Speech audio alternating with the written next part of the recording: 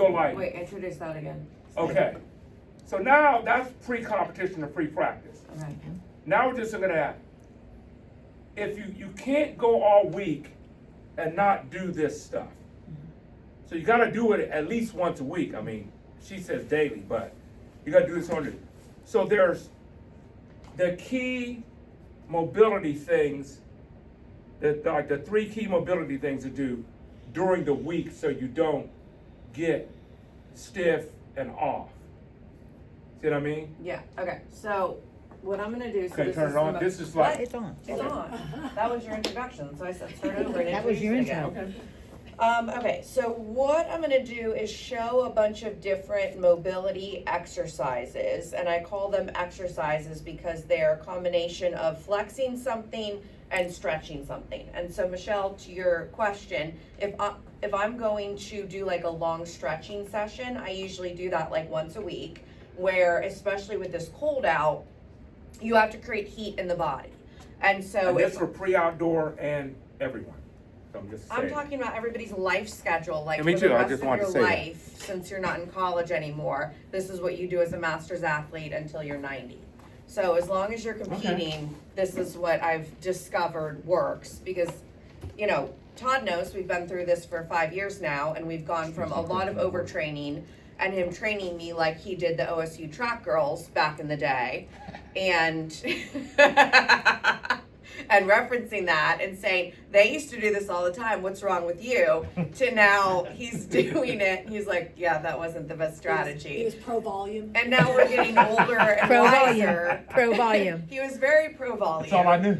And he was very, what the fuck is wrong with your attitude? He's like, you need an attitude adjustment. I'm pro volume. Thank What you is for wrong your- here? And I thank was you like, for this your is fucking service. miserable. I don't want to do this. And how are we going to build a team on this? Yeah. And so when it comes to like our ethos and our brand, we really are about training masters athletes how to be masters athletes, because there's really not good education out there. So I've been a trainer since I was 19 years old. I worked out with Todd since he became my trainer when I was 16 years old.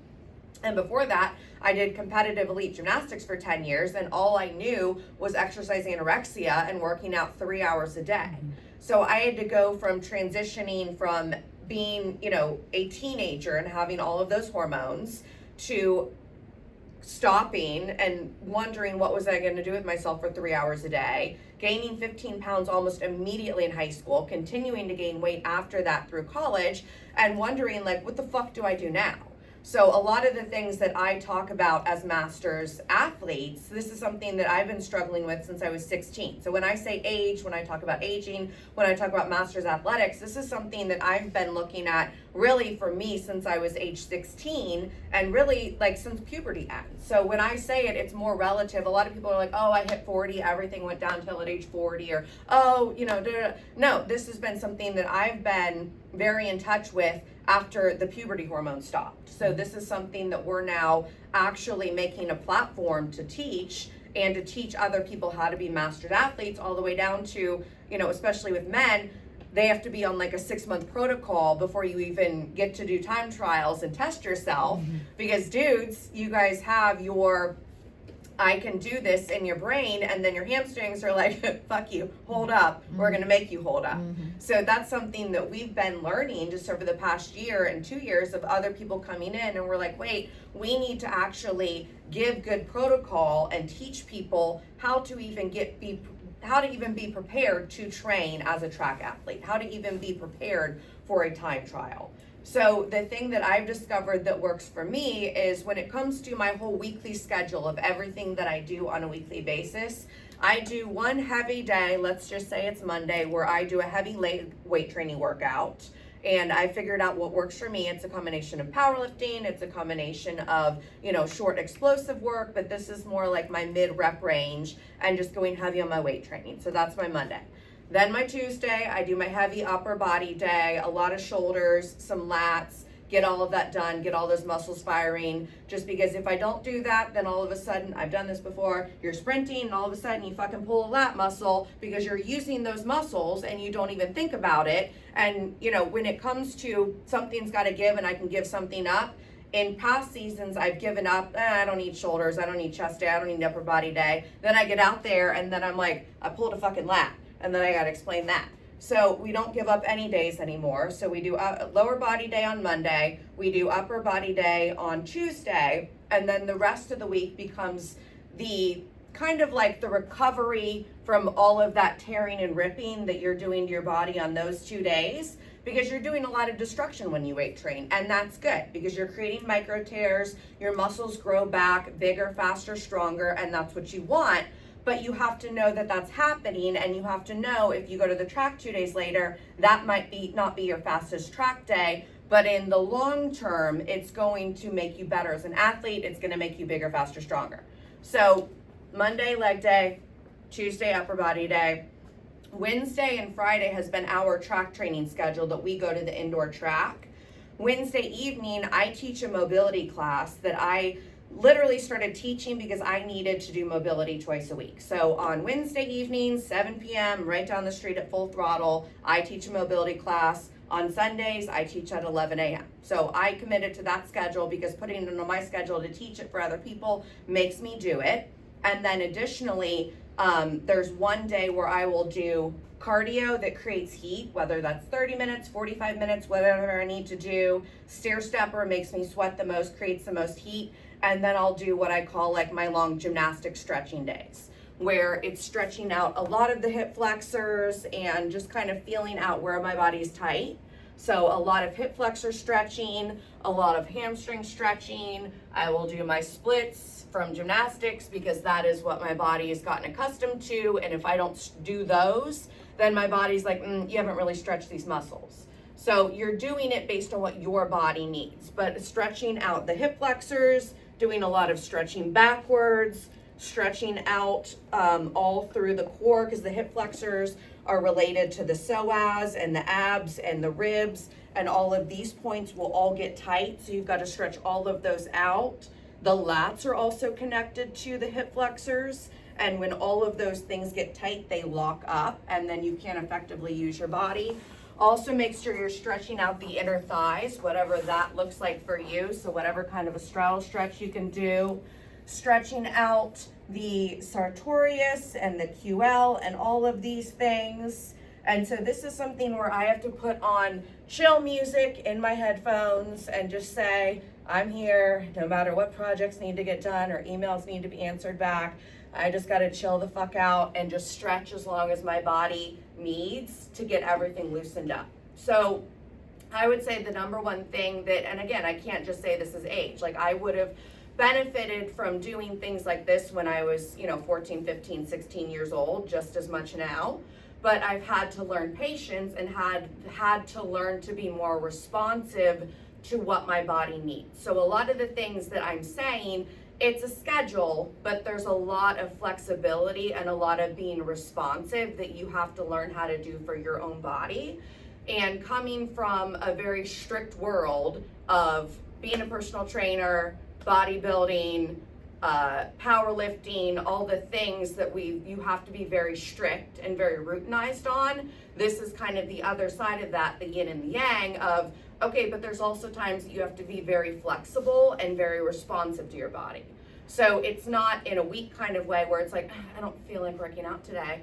But there's days where I show up at the gym and I'm like, my body hurts. Like I'm tired. Like whether it's on a physical level or also like a mental, emotional level, it's all affecting the nervous system. And there's some days where I have to say, all right, I'm just going to go to the gym. I'm just going to do a low level on the stair stepper for 30 minutes, create heat. I'm just going to stretch, and that's what we're doing today. Just like stick to that schedule and make sure you're getting everything in, but then also be responsive to what your body needs within that time period.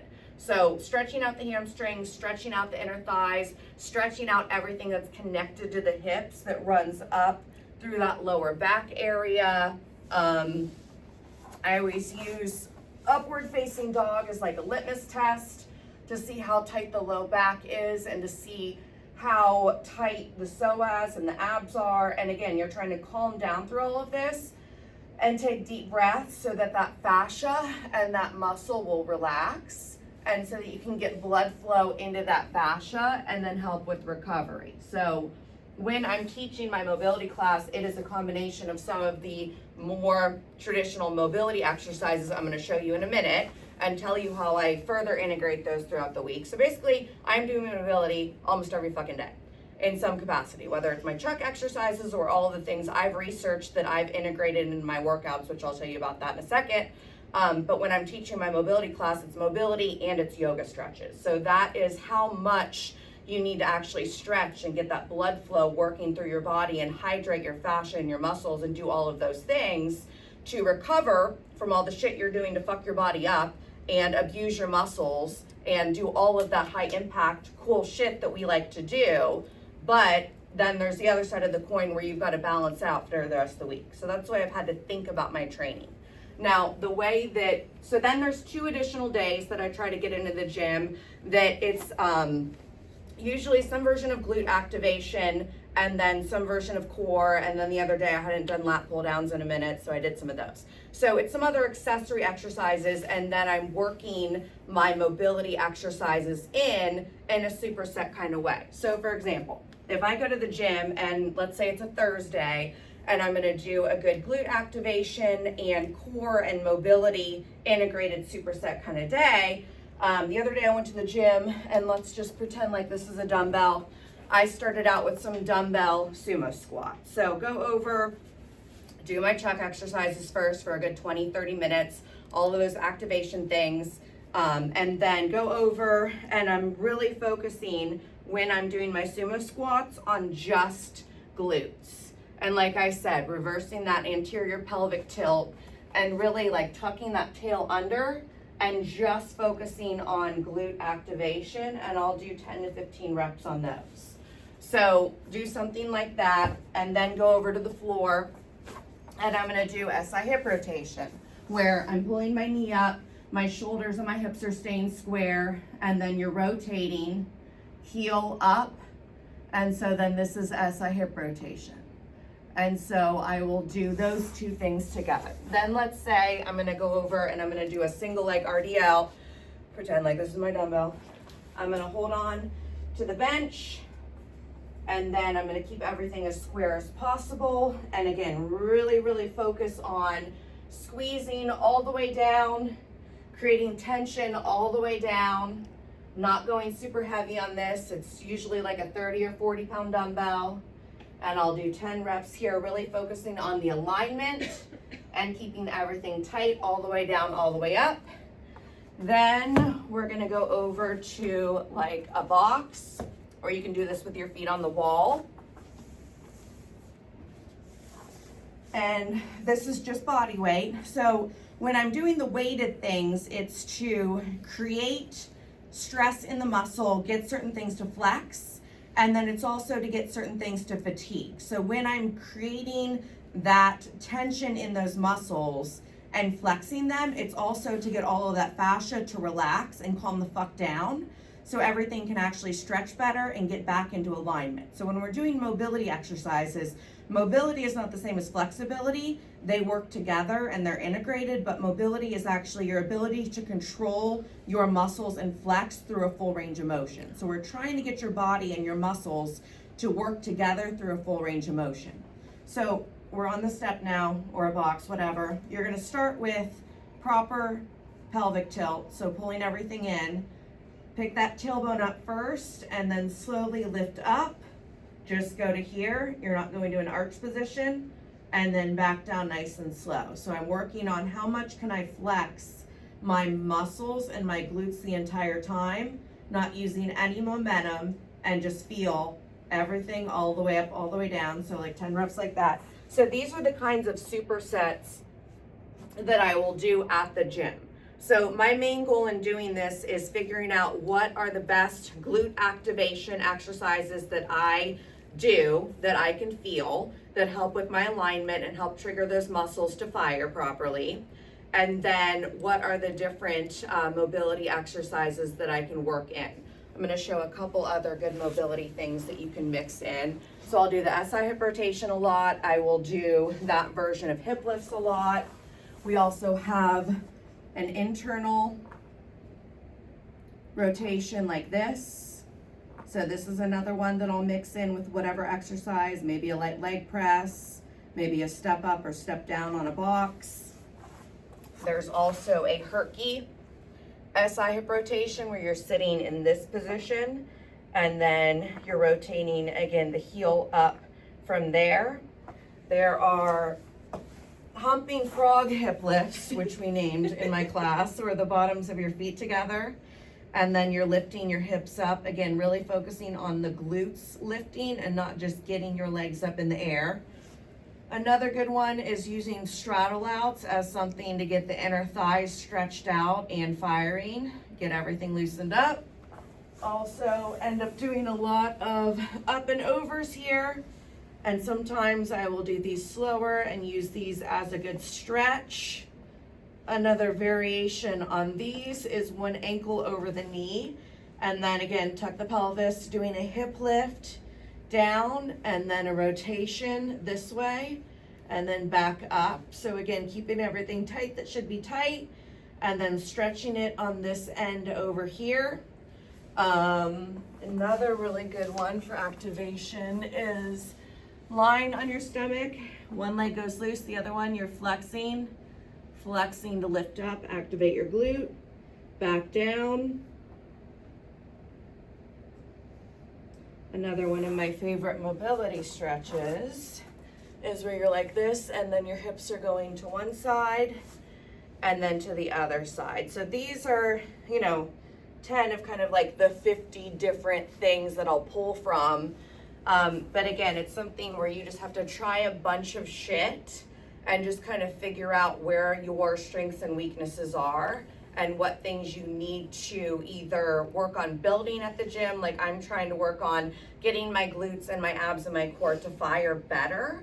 And then also what are the things that normally get tight that you need to work on stretching and calming down. So what do you need to activate? What do you need to get to calm down and stretch? And then that's how you kind of need to formulate your routine. And it's something where I want you to try a bunch of shit, but then kind of like pick the things where you're like, okay, this is what works for me on a weekly basis. I'm gonna do these things every week so I can actually see my body make progress in these areas. Okay, and the only thing, hold on, I would just add that you definitely have to do these when you get off a long plane ride Yeah. or a long car ride. Oh yeah. I mean, it's huge. Yeah. Because your body starts locking up. Right there. Okay, so add those and you're good.